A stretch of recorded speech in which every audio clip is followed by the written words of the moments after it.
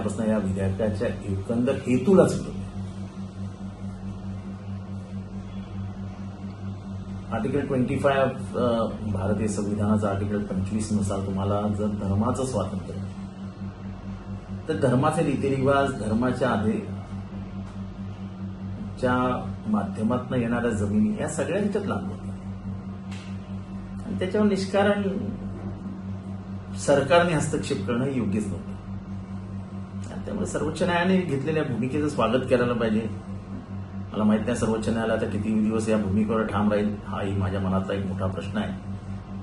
पण कमीत कमी एवढं तर केलं त्यांनी की तुम्हाला त्या जमिनी ताबडतोब डिनोटिफाय करता येणार नाही, तुम्हाला कुठल्याही बोर्डावरती अपॉइंटमेंट करता येणार नाही.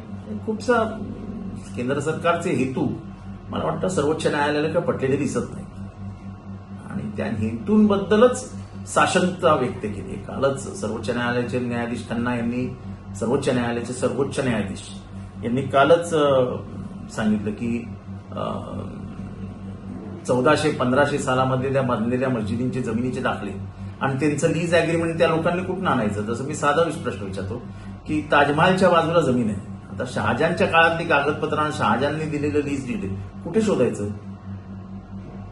तेव्हा हे सगळं जे काय आहे ते जरा सगळं हेतुपूर्वक केल्यासारखं आम्हाला तरी दिसत होतं. सर्वोच्च न्यायालयही दिसल्यासारखं दिसत आहे आणि त्यामुळे ह्या अंतरिम आदेश अजून आलेला नाही. पण जे काय बोलताना त्यांनी जे काय भाष्य केलंय ते ह्या बिलाने फार जास्त खुश आहेत असं काय वाटत नाही आणि धर्मस्वातंत्र्यामध्ये हे सगळं येते असं आमचं मत आहे आणि सर्वोच्च न्यायालयही तसंच मत व्यक्त करते. पहिल्यापासून या विधेयकाच्या एकंदर हेतूलाच विरोध आहे.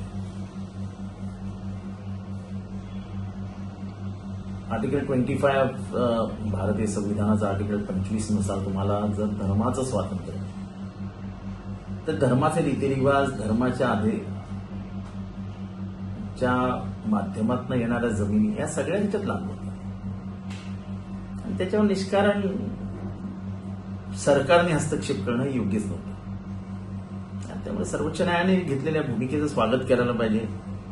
मला माहित नाही सर्वोच्च न्यायालय आता किती दिवस या भूमिकेवर ठाम राहील हाही माझ्या मनातला एक मोठा प्रश्न आहे. पण कमीत कमी एवढं तर केलं त्यांनी की तुम्हाला त्या जमिनी ताबडतोब डिनोटिफाय करता येणार नाही, तुम्हाला कुठल्याही बोर्डावरती अपॉइंटमेंट करता येणार नाही. खूपसा केंद्र सरकारचे हेतू मला वाटतं सर्वोच्च न्यायालयाला काय पटलेले दिसत नाही आणि त्या हेतूंबद्दलच साशंकता व्यक्त केली. कालच सर्वोच्च न्यायालयाचे न्यायाधीश खन्ना यांनी सर्वोच्च न्यायालयाचे सर्वोच्च न्यायाधीश यांनी कालच सांगितलं की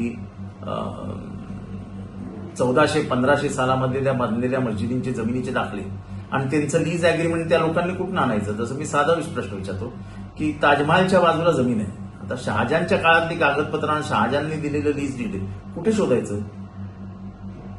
तेव्हा हे सगळं जे काय आहे ते जरा सगळं हेतुपूर्वक केल्यासारखं आम्हाला तरी दिसत होतं.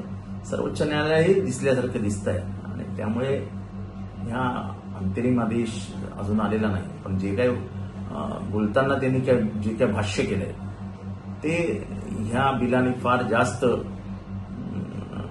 खुश आहेत असं काय वाटत नाही आणि धर्मस्वातंत्र्यामध्ये हे सगळं येते असं आमचं मत आहे आणि सर्वोच्च न्यायालयही तसंच मत व्यक्त करते.